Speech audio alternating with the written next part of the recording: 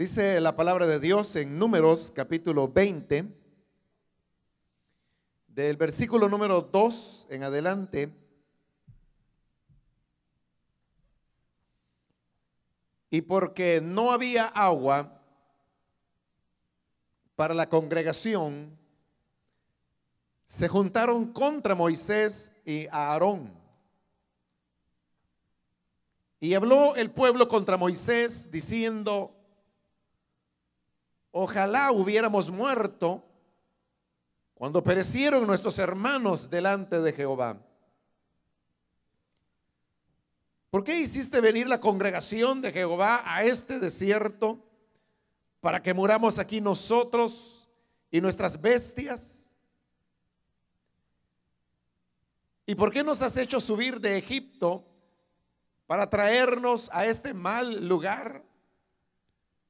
No es lugar de sementera, de higueras, de viñas, ni de granadas, ni aún de agua para beber. Y se fueron Moisés y Aarón delante de la congregación a la puerta del tabernáculo de reunión. Y se postraron sobre sus rostros, y la gloria de Jehová apareció sobre ellos. Y habló Jehová a Moisés diciendo: toma la vara y reúne la congregación, tú y Aarón tu hermano, y hablad a la peña a vista de ellos, y ella dará su agua, y le sacarás aguas de la peña, y darás de beber a la congregación y a sus bestias. Entonces Moisés tomó la vara de delante de Jehová como él le mandó. Y reunieron Moisés y Aarón a la congregación delante de la peña, y les dijo: oíd ahora, rebeldes, ¿os hemos de hacer salir aguas de esta peña? Entonces alzó Moisés su mano y golpeó la peña con su vara 2 veces, y salieron muchas aguas, y bebió la congregación y sus bestias. Y Jehová dijo a Moisés y a Aarón: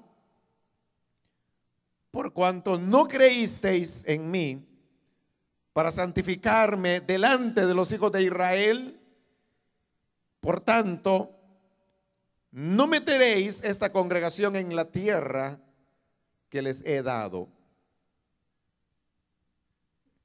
Hasta ahí dejamos la lectura. Pueden tomar sus asientos, por favor.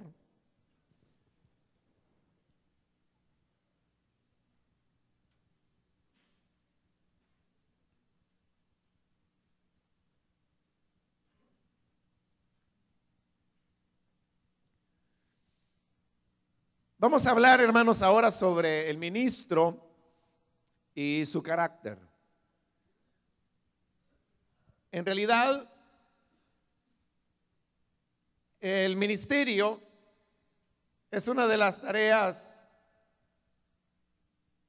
más complicadas, no solamente por lo que hemos venido explicando anteriormente, sino también porque se trata de trabajar con gente, con personas. Y como popularmente se dice que detrás de cada persona hay un mundo. Y eso es cierto, no todas las personas son iguales. Cada uno tenemos una historia, y lo que somos ahora es el producto de la suma de todos los elementos que en nuestra historia particular se dieron. Como no hay 2 vidas que sean exactamente iguales, tampoco pueden existir 2 personas que sean exactamente iguales. Y ni siquiera los gemelos idénticos llegan a tener una personalidad igualmente idéntica, sino que van desarrollando condiciones y personalidades distintas. Ahora, el carácter es algo que desde el punto de vista humano se considera como algo inamovible, que simplemente se tiene allí y que uno es como es y se acabó. Y que no hay nada que se pueda hacer para que una persona pueda modificar aspectos de su personalidad o de su carácter.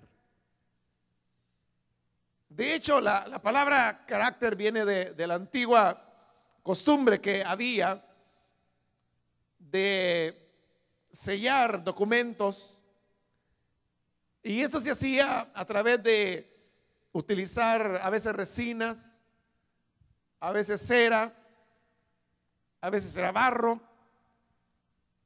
pero era el anillo que tenían normalmente los reyes, que poseían un bajo relieve negativo, y que cuando el anillo se colocaba sobre la resina, la cera o el barro blando, quedaba estampada ya en positivo la imagen que aquel monarca tenía. Luego se secaba y quedaba ya un sello permanente, definitivo. Entonces a eso era a lo que se le llamaba el carácter. Es decir, como a aquella marca que nos pusieron, y que una vez puesta, ya nuestra personalidad quedó definida de esa manera. Y uno piensa que, bueno, ya pasaron los años, ya nuestra cera, nuestra resina se secó bien, y entonces pues quedamos como quedamos. Si quedamos bien, pues quedamos bien. Si quedamos mal, pues mal. Si más o menos, pues más o menos. Sin embargo, la palabra de Dios nos enseña que Dios no está limitado de tal manera que Él no pueda introducir cambios dentro de nuestras personalidades. Y en realidad las personalidades deberían cambiar, porque hemos dicho que somos la suma de lo que a lo largo de la historia de nuestras vidas se ha venido acumulando. Pero si en un momento, cuando nosotros conocemos a Cristo, nuestra experiencia de relacionarnos con Él, lógicamente, marca una nueva forma de vivir, una nueva forma de ver las cosas. Eso significa que las experiencias vitales que vamos teniendo después de la conversión son de características diferentes a las que se tuvieron antes de la conversión. Por lo tanto, esta nueva suma de hechos lo que irá haciendo es ir acumulando elementos que van a permitirnos tener una personalidad, un carácter diferente, si es que verdaderamente una conversión se ha producido. Ahora, si uno preguntara, ¿hay necesidad de desarrollar cierto tipo de personalidad o carácter para poder ser un ministro del evangelio? Entonces la respuesta tiene que ser definitivamente sí. Se necesita que haya ese esfuerzo de Dios, esa labor de Dios de irnos transformando para que podamos convertirnos en lo que Él desea. Así es como un Jacob llegó a convertirse en un Israel. Así es como un Simón llegó a convertirse en un Pedro. Así es como un Saulo llega a convertirse en un Pablo. Porque la obra de Dios trabajando sobre una persona puede hacer que su carácter adquiera características diferentes. Así es como un Boanerges se llegó a convertir en el discípulo amado. Tenemos entonces, hermanos, que en la palabra de Dios Él nos cambia y nos transforma de tal manera que nuestras personalidades Él las va ajustando hasta que llegamos a alcanzar aquello que Dios desea de nosotros para que seamos útiles dentro de su obra. En el pasaje que hemos leído ahora, es una historia conocida.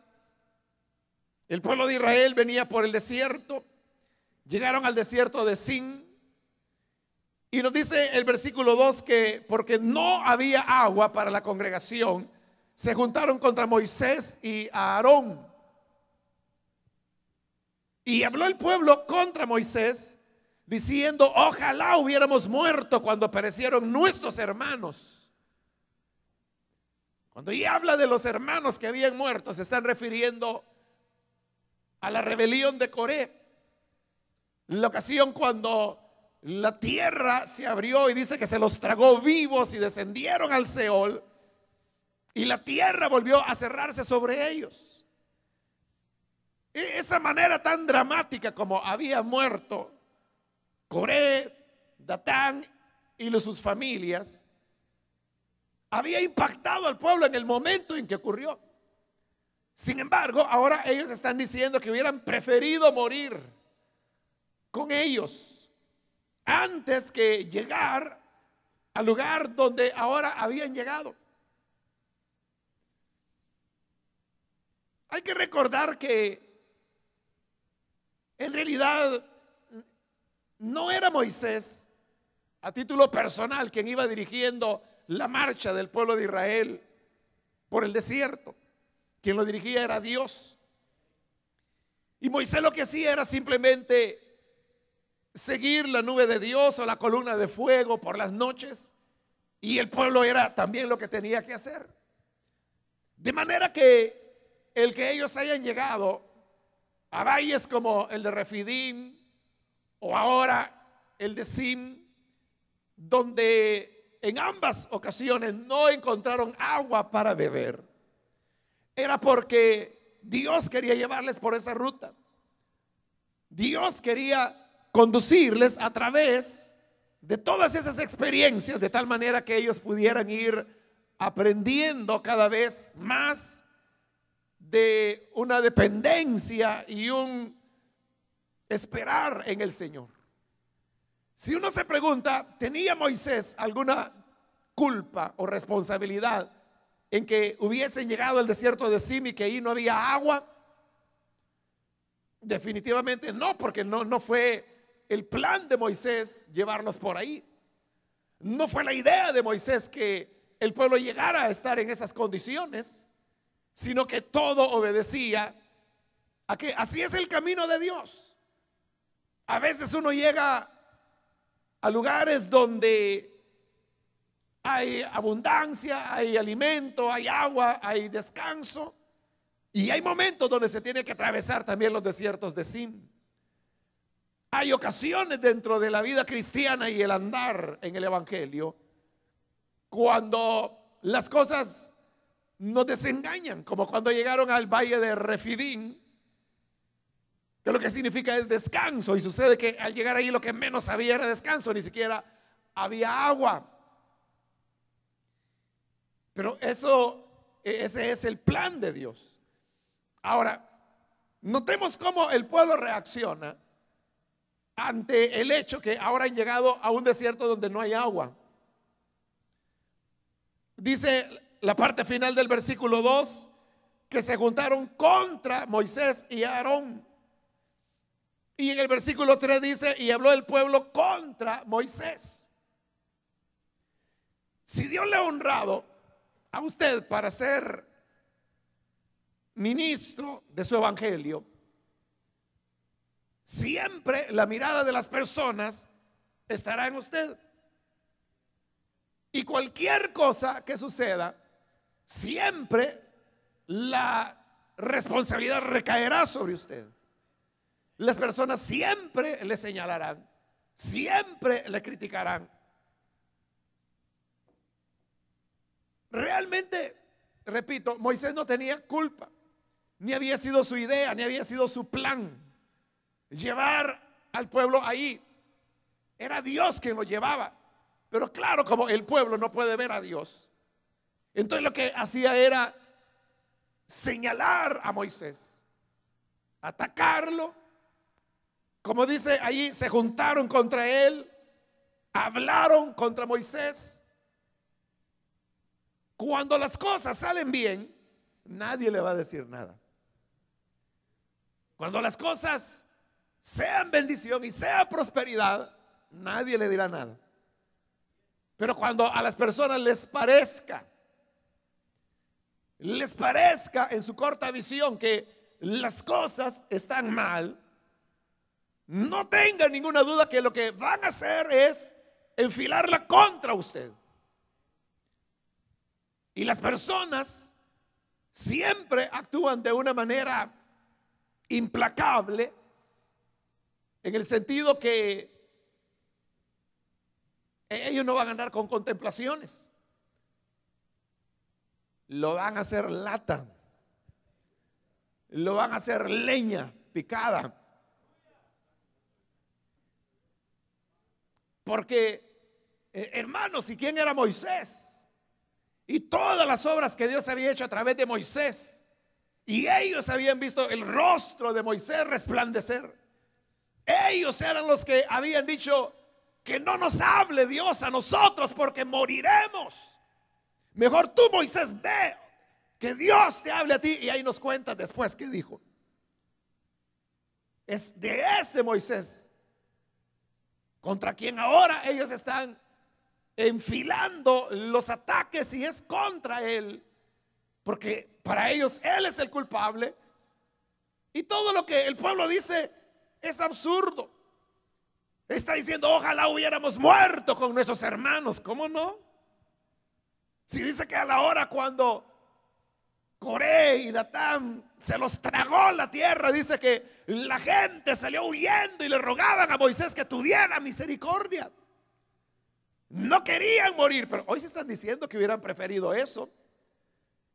Claro, si la tierra hubiera comenzado a abrirse en ese momento, inmediatamente hubieran cambiado.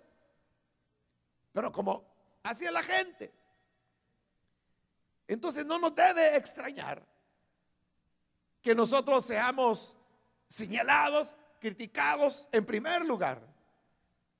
En segundo lugar, el siguiente blanco de ataques será su familia. Siempre las personas no solamente le atacarán, le criticarán, le murmurarán, dirán cosas inconcebibles acerca de usted, que están muy, muy lejos de su corazón, sino que además de eso también será un ataque sistemático y permanente contra su familia, exigiendo en usted o en su familia cosas que estas personas no tienen. Y pedirán de parte de sus hijas cosas que las hijas de ellos no tienen. Pedirán de sus hijos cosas que los hijos de ellos no tienen. Pedirán que haya como ciertos elementos que, como digo, están lejos de poseerlos ellos. Pero ese es el segundo frente de ataque. Ahora, como puede ver, los seres humanos, normalmente la naturaleza humana reacciona de tal forma que devuelve lo que se le hace. Si lo que recibimos es crítica, tendemos a criticar. Si lo que recibimos es un señalamiento injustificado, lo devolvemos. Si se nos ataca, atacamos. Si nos hablan fuerte, levantamos la voz. Esa es la naturaleza humana. Pero el ministro realmente no puede ser así, sino que el ministro debe desarrollar un carácter que le permita sobrellevar todas las cosas. Yo quise leer este pasaje. Podría haber tomado, usted sabe, muchos otros, donde Moisés y su familia, Aarón, se encontraron en situaciones semejantes. Pero quise agarrar este porque es la ocasión cuando Moisés pierde los estribos finalmente. Él había logrado por años y años soportar. Y decían de él lo que querían y soportaba. Y soportaba, y soportaba, y soportaba. Ese es el carácter del ministro del evangelio. Es el tipo de personalidad que Dios espera de nosotros. Es una personalidad paciente, tolerante, que las personas pueden confundirlo con flojera o con quizás hasta irresponsabilidad. Y por eso es que a veces la gente viene y nos dice: mire, yo si estuviera en su lugar, yo ya le hubiera cortado la cabeza a fulano, sutano, mengano y perencefo. Hace años lo hubiera hecho. Yo no sé por qué usted no lo hace. Ahí es donde viene el carácter pastoral. Porque el carácter pastoral es aquel que siempre está esperando lo mejor de las personas. Y usted podría compartir eso y decirle: sí, yo pudiera cortarle la cabeza, pero si le corto la cabeza, también le estoy cortando la oportunidad a esta persona de poder ser diferente.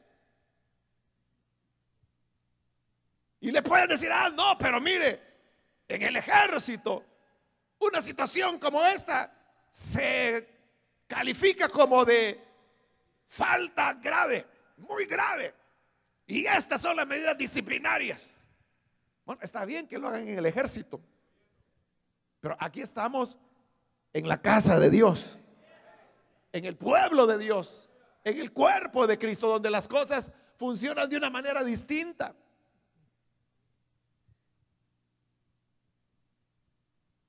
Y ese carácter es el que nos permite seguir aguardando y aguardando y aguardando. Hay un hermano, no sé si está aquí, no. Entiendo que está, pero no lo he visto todavía. Pero él tenía un problema con un anciano en su iglesia. Por años. Y él sabía que ese anciano le hacía la guerra, hablaba en contra de él, robaba de las ofrendas, de todo. Y yo lo sé porque el mismo hermano me lo contaba. Y él me decía: mire, yo sé esto, yo sé que él anda diciendo esto. Él varias veces llegó a hablar conmigo en contra de este hermano. Y me llegaba a decir: mire, hay que quitarlo, ese no sirve.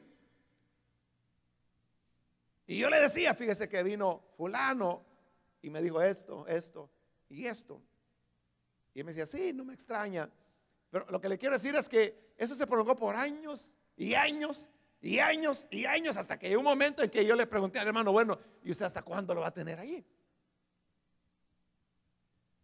Entonces él me decía: lo que sucede es que yo no quiero tomar una medida porque yo sé, me dice, que eso es cierto, yo estoy consciente, a mí me consta, tengo pruebas de que así es, pero sin embargo yo confío en que cambiará, en algún momento reaccionará y será diferente. Pero la cuestión es que iban ya años y años y años, y eso estaba obstaculizando el desarrollo de la obra. Yo no recuerdo ya cuántos años pasaron, pero finalmente el hermano, o sea, no es que lo sacó de la iglesia ni nada, sino que simplemente le dijo: bueno, gracias, hermano, por todo este tiempo que me apoyó como anciano, pero hasta acá vamos a llegar y vamos a buscar otro hermano. Claro, más tardó el hermano en decirle que él en irse de la iglesia. Pero la cuestión es que eso sanó la iglesia. Y la iglesia está ahora en un proceso de recuperación. Ahora, eso, hermano, ¿quién lo entiende? Solamente lo entiende aquel que tiene un carácter pastoral. Aquel que sabe que su función, al igual que la de Jesús, es la de reunir a los polluelos bajo las alas y cubrirlos, protegerlos, alimentarlos, en lugar de espantarlos y deshacerse de ellos. Es como el padre, o como dice Pablo en su primera carta a los tesalonicenses, como la nodriza que con ternura amamanta a sus hijos, a sus pequeños. Entonces el carácter, el corazón de pastor, el corazón de ministro es aquel que se debe a las personas, las ama aunque no le amen, le respeta aunque él sepa que no lo respetan para nada. Nunca dice algo negativo de una u otra oveja, aunque sabe que esa oveja está, hermano, haciendo de todo.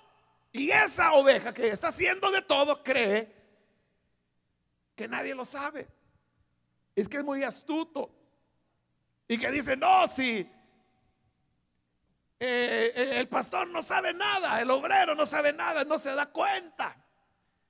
Mas no sabe esa persona que hay otras ovejas que verdaderamente tienen un corazón para Dios.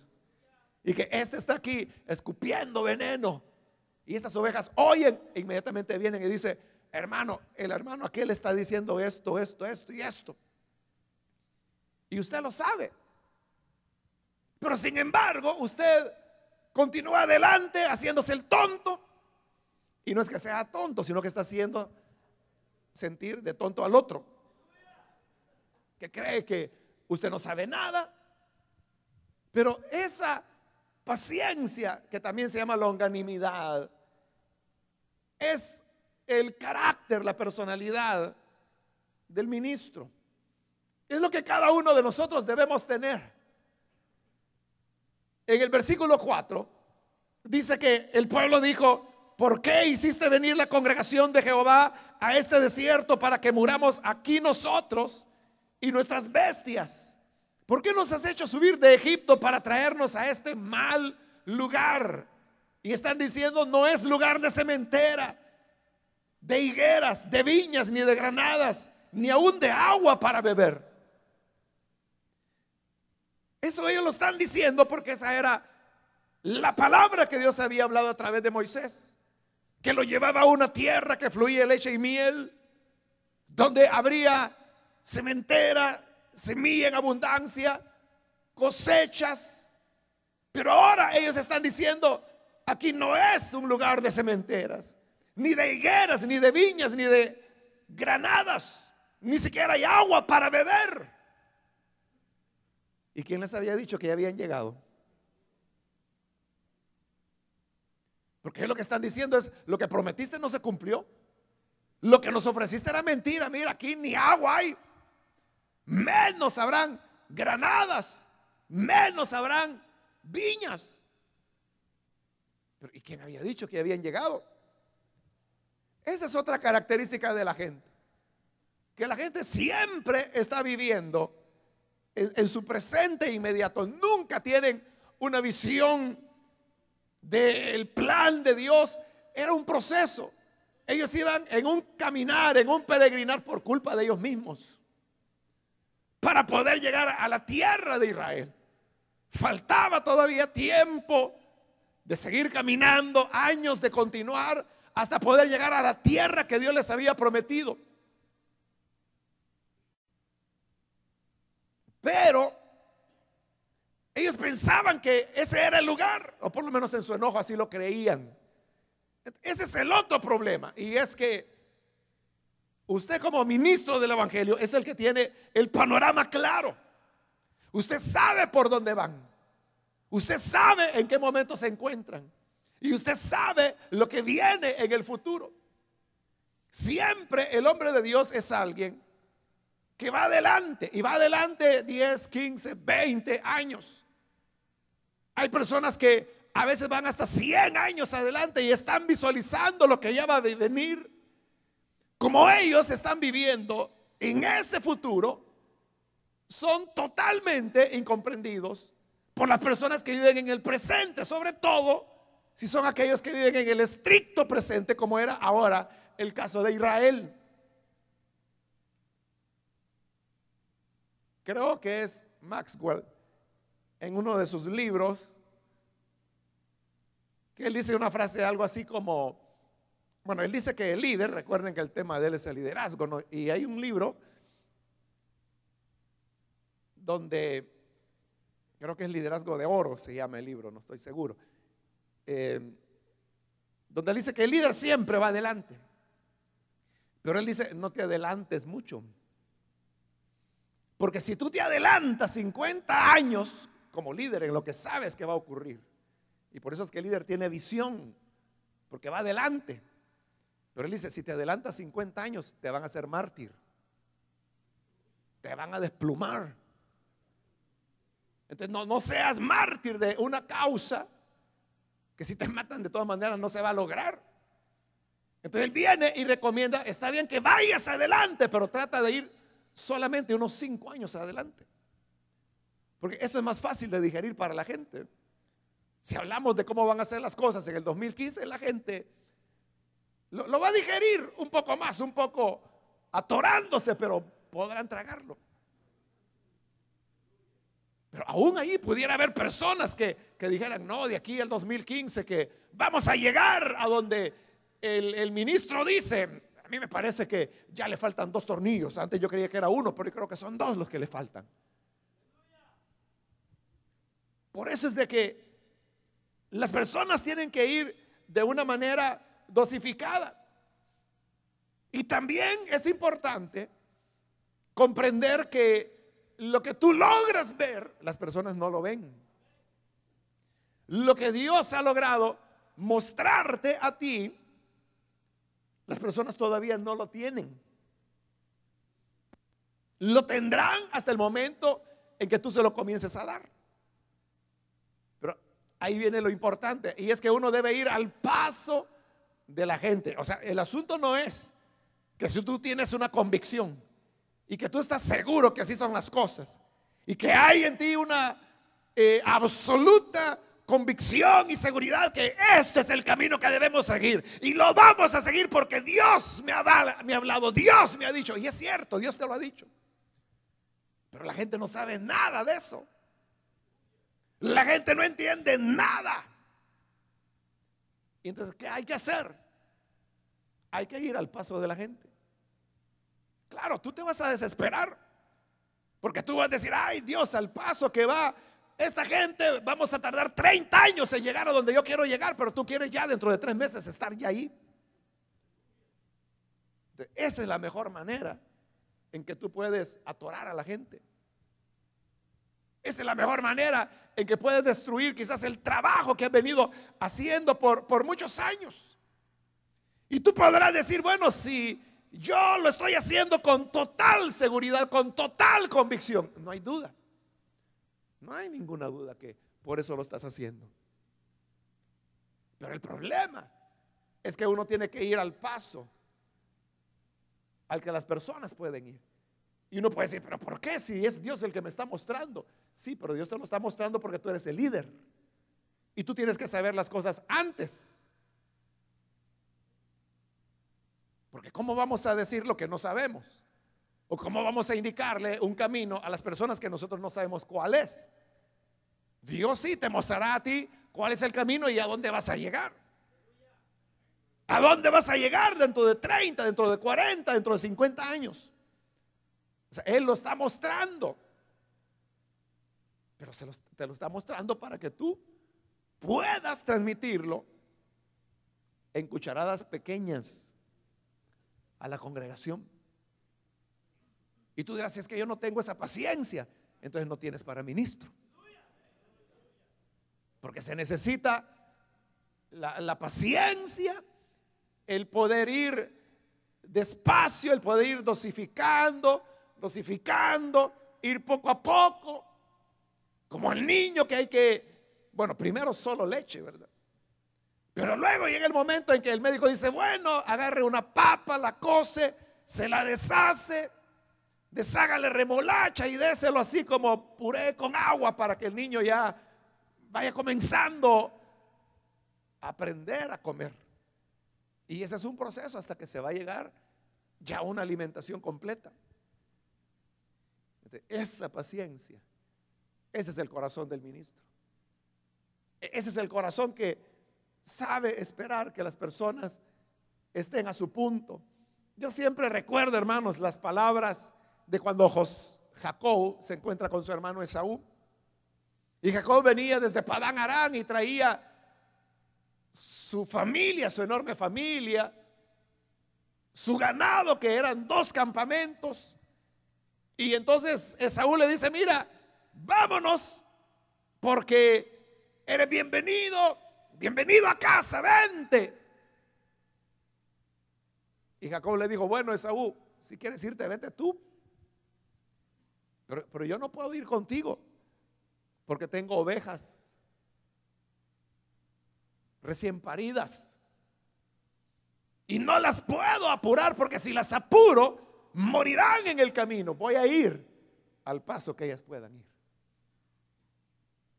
Así que si tú no tienes la paciencia para ir al paso de las recién paridas, ahí nos vemos después. Y así fue. Se separaron y pasarían años para volverse a ver de nuevo. Pero es que lo que ocurre es que Jacob era pastor de ovejas, Esaú era cazador y guerrero, pero Jacob era pastor de ovejas. Él tenía el conocimiento de cómo tratar con las ovejas y cómo llevarlas, y él sabía que tenía que ir al paso de ellas. Entonces, nuestra tarea, hermanos, es poder acompañar a las ovejas, ir con ellas en el camino, y ellas son las que irán dando las pautas de cómo las cosas se deben hacer. Cuando eso se haga, uno podrá llegar a completar la obra de Dios sin mayores sobresaltos. Pero uno no puede, hermano, forzar a la gente solo porque para ti está claro, o solo porque tú sabes sinceramente que es Dios quien te está diciendo las cosas. Y yo no digo que no sea cierto, es cierto.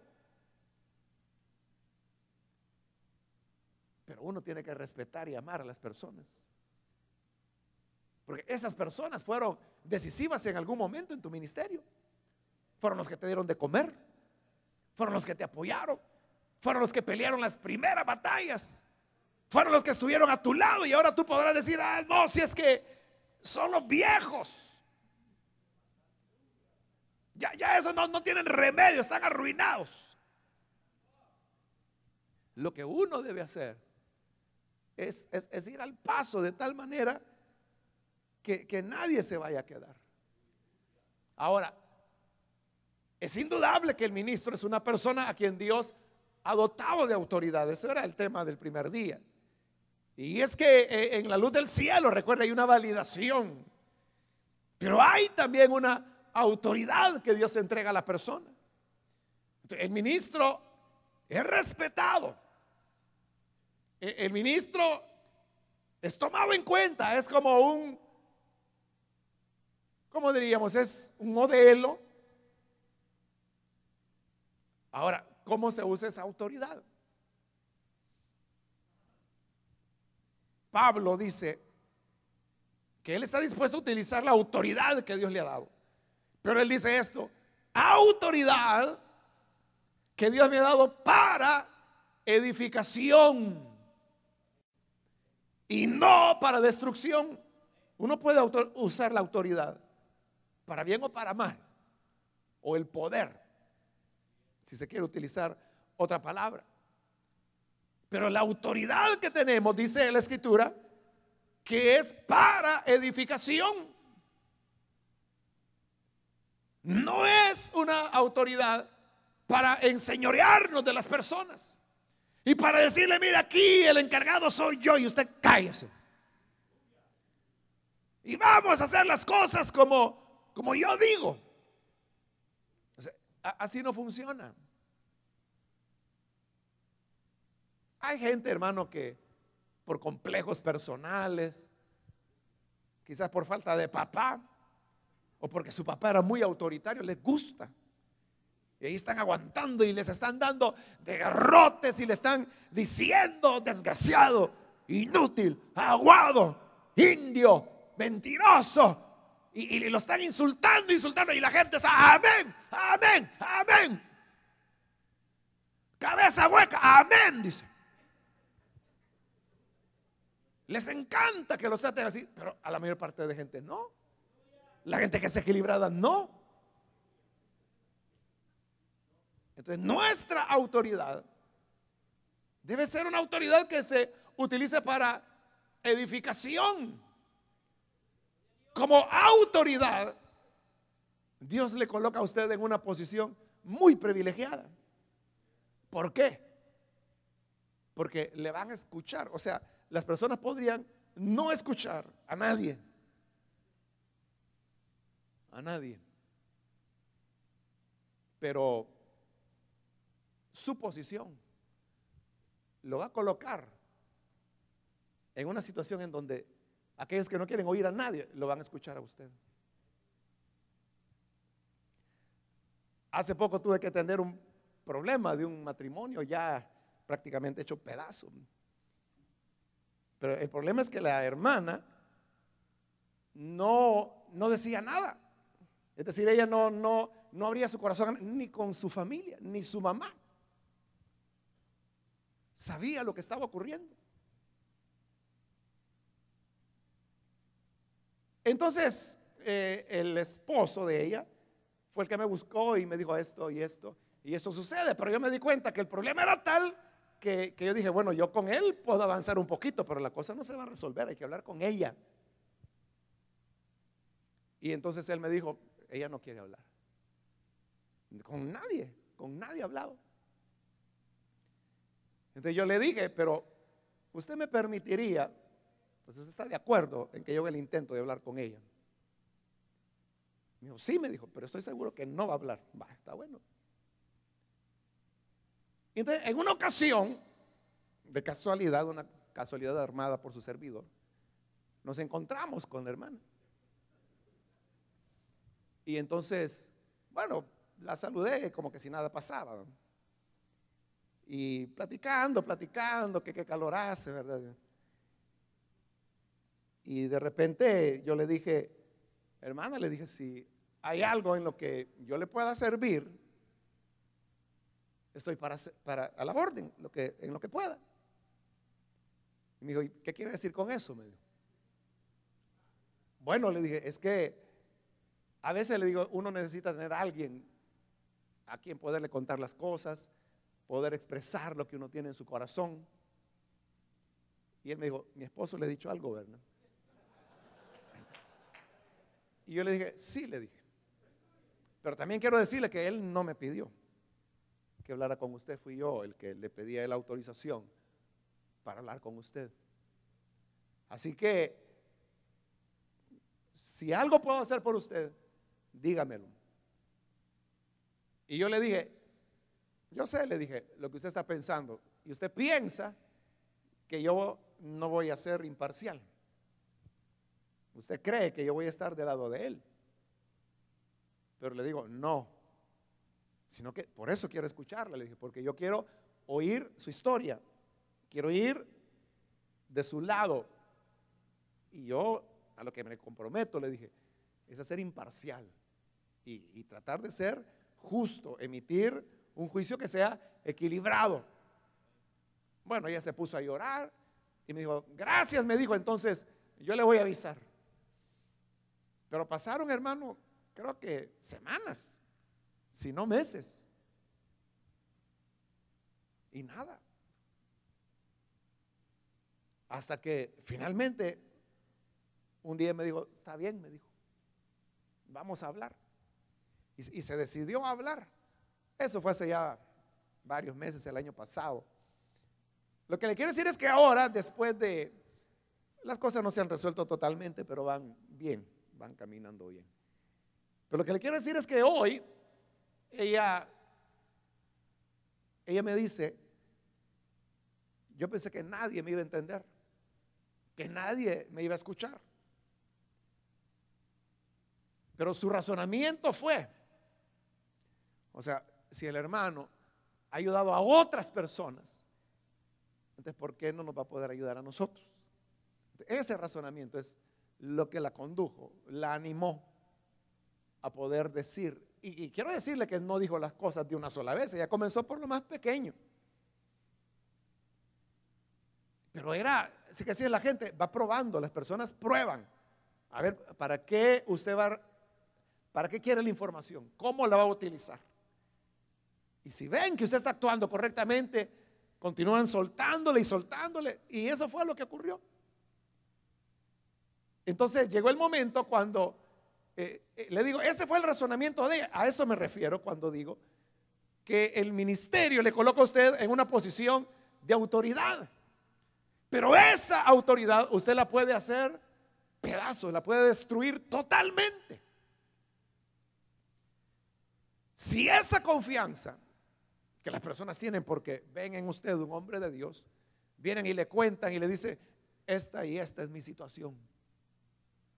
Entonces, usted inmediatamente viene y comienza a contarle a su señora, así que es mi esposa y yo todo le cuento a ella. Pero su esposa tiene una amiga de confianza a la que todo le cuenta a ella y se lo dice. Total que de amiga en amiga y de confianza en confianza toda la iglesia lo sabe. Hasta que llega a la persona donde una amiga de confianza de ella le dice, mira que has hablado con el pastor. ¿Y por qué me preguntas? Porque toda la iglesia ya sabe tu problema. Entonces, ¿qué ocurre? Esa persona se cierra. Pero no solo se cierra, sino que comienza a circular la noticia que el pastor es un chambroso y cuidado con él. Porque si tú le dices algo, todo el mundo lo va a saber. La persona, el ministro se desacredita. Nadie volverá a confiar en él. Porque cuando una mala fama se riega, es bien difícil poderla limpiar. Por eso es que nosotros debemos mantener siempre la integridad, el respeto a las personas. Si es que, hermano, si usted tuviera una dificultad y va y se la cuenta a una persona, y esa persona se la cuenta a medio mundo, ¿le va a agradar a usted? Usted lo que quiere es que las personas sean reservadas. Y yo le aseguro que sus amigos cercanos que tiene lo son, porque usted sabe que usted está garantizado, sabe que no le van a meter el puñal por la espalda. Y usted podrá decir, bueno, si es que amigo, yo solo tengo uno, tengo dos o tengo tres, yo sé que nos sobran los dedos de una mano, ¿no? Pero ese uno o dos o tres, ¿por qué los tiene? O sea, porque usted sabe que ahí usted puede decir lo que quiera, hablar lo que quiera, y que lo que va a recibir, si por lo menos no es una ayuda o una sugerencia, por lo menos el silencio de esa persona, que va a guardar la confidencialidad de lo que usted le ha comunicado. Pero así como se riega el hecho de que un ministro es un chambroso, también se riega el ministro que, o la fama que el ministro es una tumba. Y que tú puedes ir y contarle lo que sea, porque él no va a decir nada. Y el día que lo entierren, lo van a enterrar a él, pero ahí se van a enterrar también una gran cantidad de confidencias, palabras que se dijeron en total confianza y que nunca salieron de él. Nunca las manifestó. Esa es utilizar la autoridad para edificar. Nuestra autoridad debe ser para animar a las personas, no para aniquilarlas. No para decir, bueno, yo puse a esta persona en este privilegio, le dije que hiciera esto, me desobedeció, entonces córtenle la cabeza. Porque me falló, no me obedeció. Bueno, así actuaba Hitler. Ese era el método de Hitler. Pero el método de Jesús era otro. Ese es el carácter. ¿Cuál es el carácter que un ministro debe tener? Es el carácter de Jesús. El corazón del ministro debe ser el corazón de Jesús. En el ministerio, en el ejercicio del ministerio, nosotros debemos dejar de lado nuestros conflictos personales. Porque como le dije, somos la suma de nuestra historia. Y como resultado de esa historia, que no es perfecta, hay en nosotros también elementos de imperfección. Tenemos conflictos internos, algunos no resueltos, otros entendidos, asimilados, pero están ahí. Lo importante es que nuestras frustraciones personales no las llevemos al ministerio, no las llevemos a nuestro trato con las personas y mucho menos la llevemos al púlpito. Uno de esos conflictos internos que podemos tener es el poseer una baja autoestima. La estima, la persona se la forma en su niñez y está formada por las palabras que se le dicen. Si a un niño se le dice tonto, feo, inútil, manos aguadas, cabeza dura, el problema es que el niño lo cree. Entonces él comienza a creer que es un manos aguadas, que es un cabeza dura, que es un feo, que es un sucio, que es un inútil. Entonces, ¿qué sucede? Que crece y su autoestima está por el suelo. Una persona con baja autoestima demuestra una gran inseguridad, muestra maltrato hacia las personas, porque la baja autoestima se quiere cubrir, se quiere tapar con una apariencia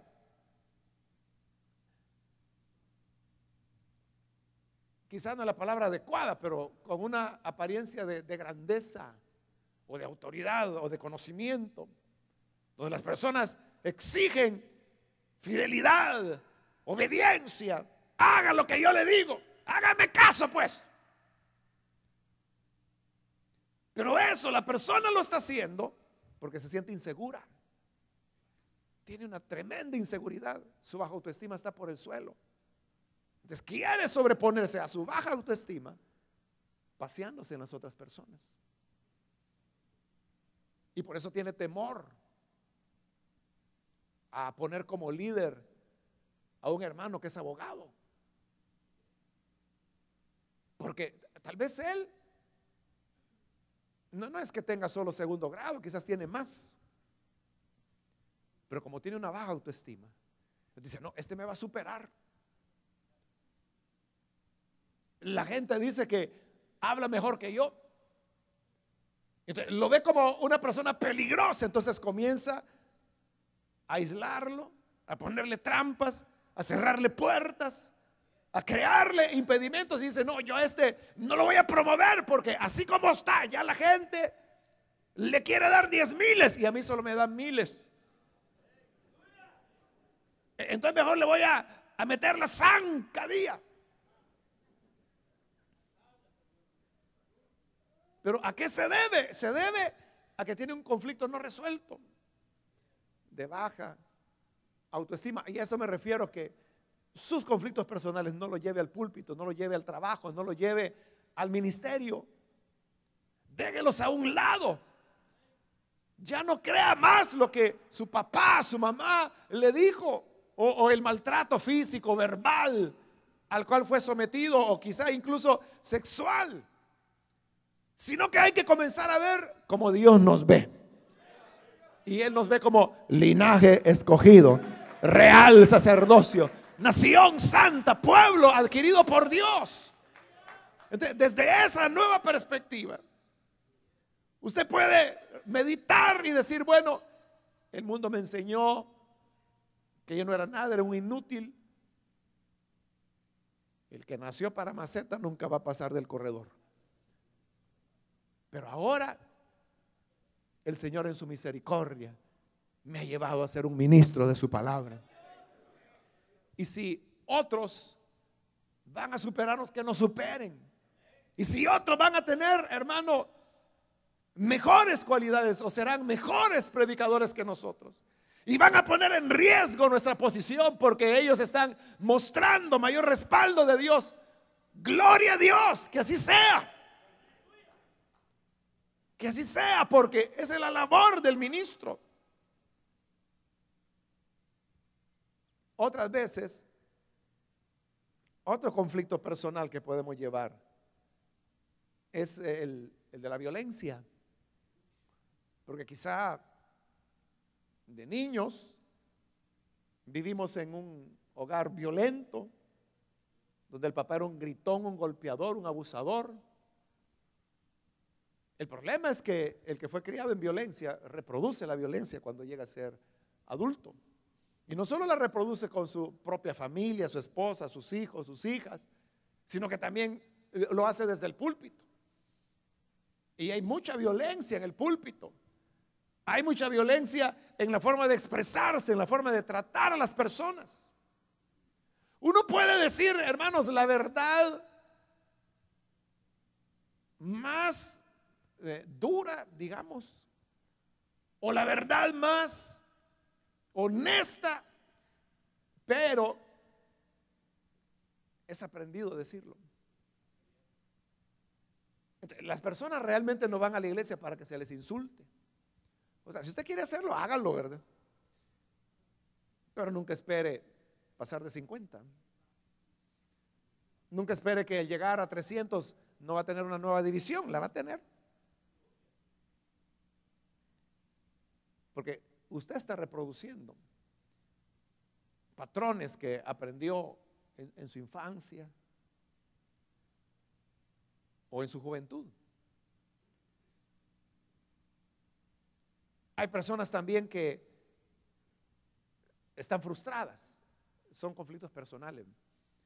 Tienen un conflicto de frustración porque en la vida nunca llegaron a ser mayor cosa.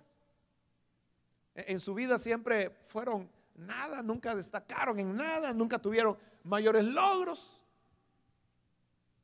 Entonces ven el evangelio o el ejercicio del ministerio como la manera de vindicarse. Y ahí es donde aparentemente muestran conocimiento, muestran finalmente ser alguien. Pero en ese afán de querer demostrar ser alguien, también quieren vivir como alguien. Cuando la palabra dice que cada quien debemos considerar al otro como superior a nosotros mismos. El problema es cuando nosotros nos consideramos superiores. Quiero acelerar un poco, hermanos, y dejando de lado este tema de los conflictos internos o personales, también el carácter del ministro nos anima a perdonar, porque nuestro mensaje es un mensaje de perdón. Pero hay personas que no pueden perdonar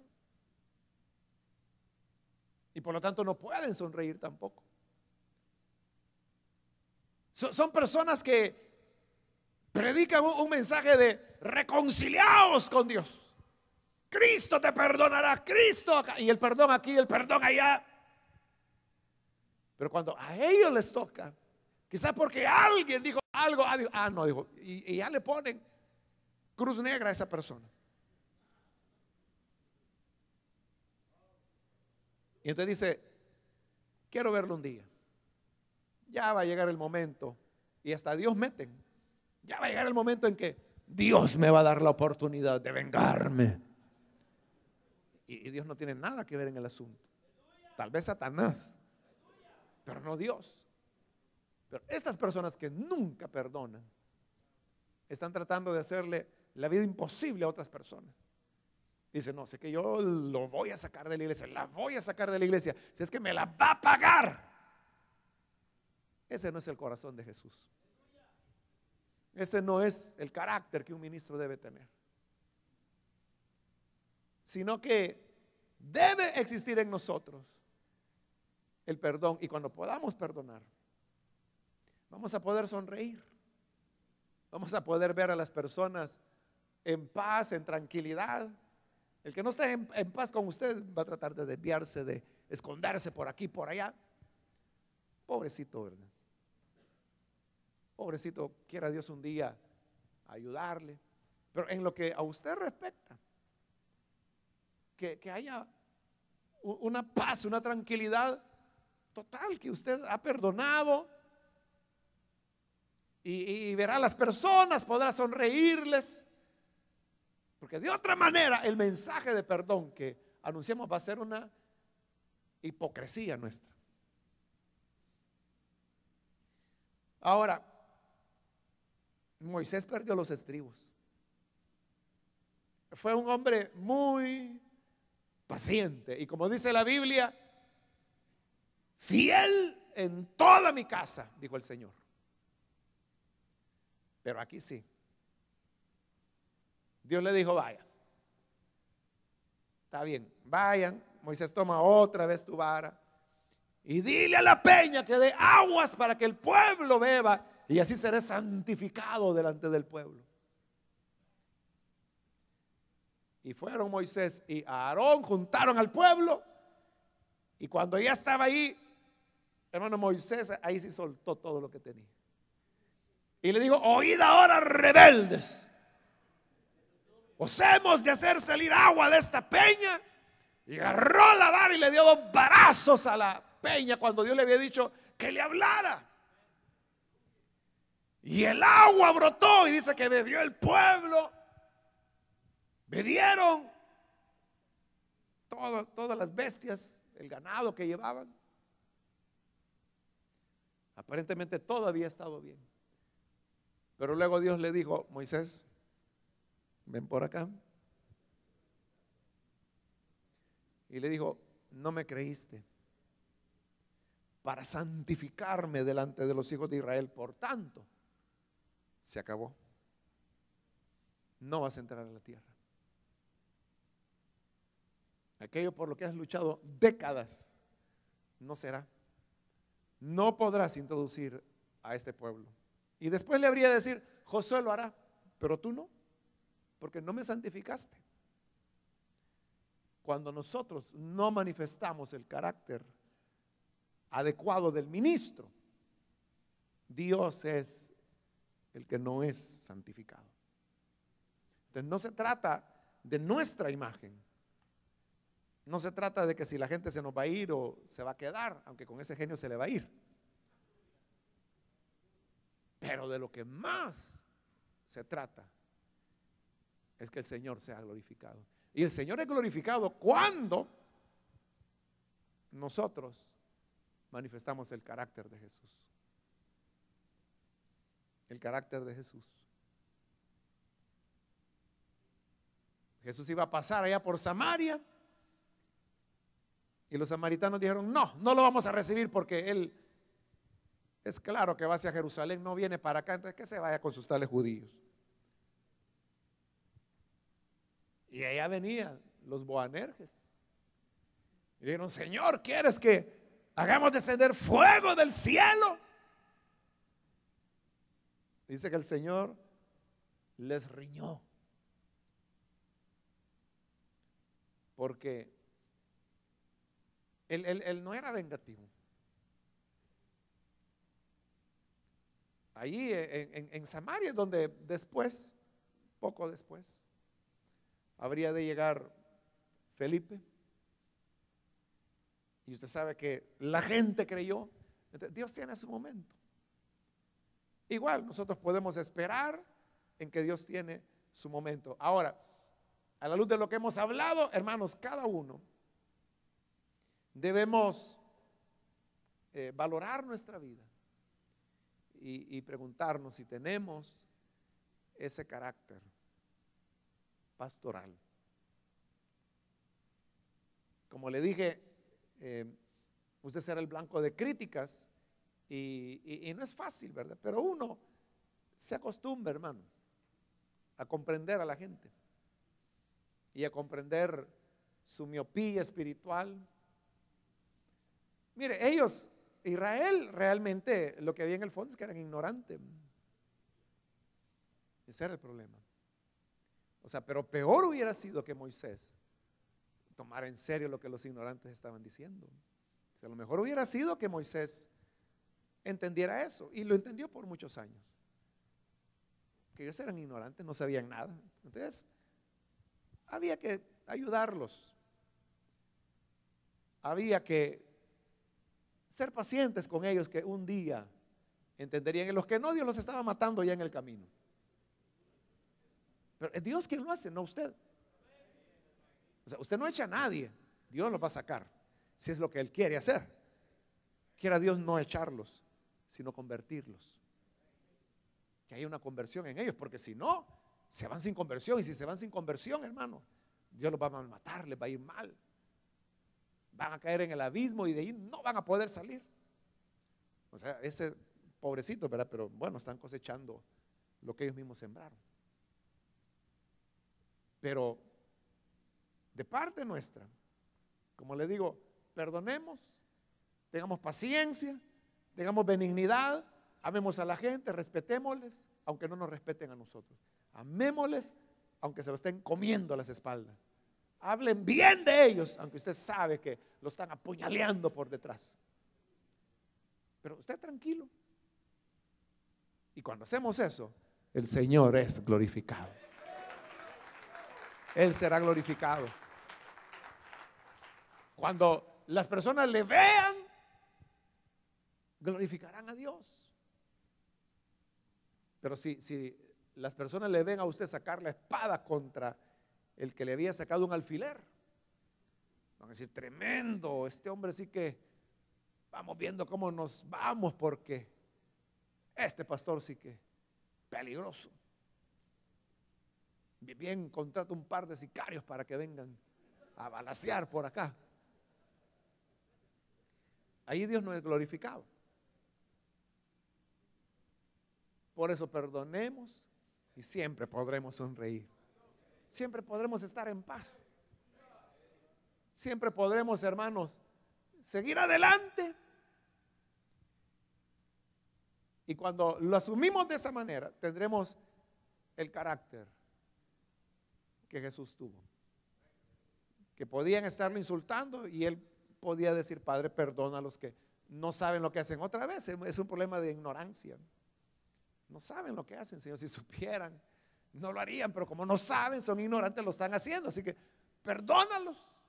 Eso es lo que le digo. La gente actúa porque son ignorantes. No saben, no conocen. Y no tienen culpa de no saber. Nadie nacimos sabiendo las cosas. Ahora, Dios lo ha bendecido a usted como ministro, le ha mostrado las cosas, y por eso le digo: usted está 50 años adelante, pero lo van a malmatar. De mejor moderarse un poquito e ir al paso de la gente. Al paso de la gente, pero ahí usted le va diciendo: más rapidito, pues vamos. Y ahí van. Hasta que, cuando menos sienta, habrá llegado donde. Y habrá llegado sin perder nada, sin retroceder nada, sin haber lastimado a nadie.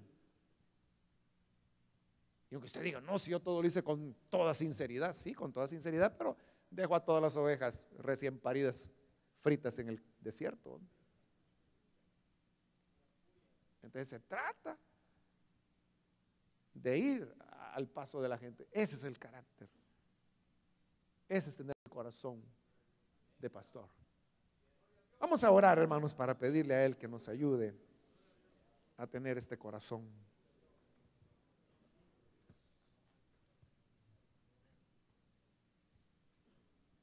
Señor, te damos las gracias porque tú nos has llamado al santo ministerio. Y sabemos, Padre, que para esta tarea se necesita un carácter especial, el carácter de tu Hijo Jesucristo. Señor, nosotros sabemos que tú eres poderoso para cambiar lo que somos. Y todas nuestros conflictos personales, todos nuestros traumas de la infancia, todas aquellas cosas que nos dieron un carácter irascible, un carácter violento, un carácter autoritario, tú, Señor, lo puedes cambiar. Y lo puedes cambiar, Señor, actuando sobre nuestras vidas. Aquí está, Señor, una vez más, nuestra humanidad, la colocamos en tu presencia. Aquí estamos, Señor, para rendirte lo que somos. Queremos pedirte que pongas en nosotros un corazón como el de Jesús, el corazón del buen pastor, el corazón de aquel que se rindió a ti para amarte, para servirte. Padre de gloria, ayúdanos a cada uno de nosotros. Ayúdanos para que podamos, Señor, desarrollar la paciencia, la longanimidad, la bondad, para que no sea para nosotros mayor dificultad el perdonar y mostrar misericordia hacia aquellos que todavía no comprenden, que todavía no han llegado, Señor, a alcanzar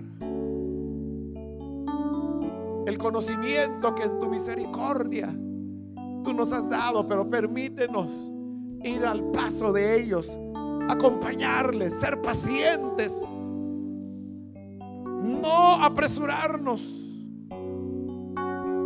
sino, Señor, poder cumplir con tu deseo. Ayúdanos, Señor, para que nuestra vida pueda, Señor, tener estas características. Te pido por aquellos, Señor, que en sus infancias fueron maltratados, lastimados, quizás por sus padres, por vecinos, para que esa baja autoestima pueda, Señor, ser equilibrada por el amor, por la gracia que tú nos muestras. Por ello, Padre, ahora te rogamos, quédate, Señor, a nuestro lado y ayúdanos para poder servirte, Señor, agradarte.